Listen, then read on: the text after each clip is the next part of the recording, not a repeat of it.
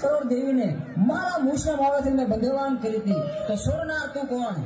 એ 33 કરોડ દેવી દેવતાને તારા મૂછના મોડેથી છોડાવનાર બીજું કોઈ નહીં, હું છું ચંડમુંડને હણનારી દેવી ચામુંડ. તારા કુકર્મોએ હદ વટાવી, હવે તારો અંત નજીક છે.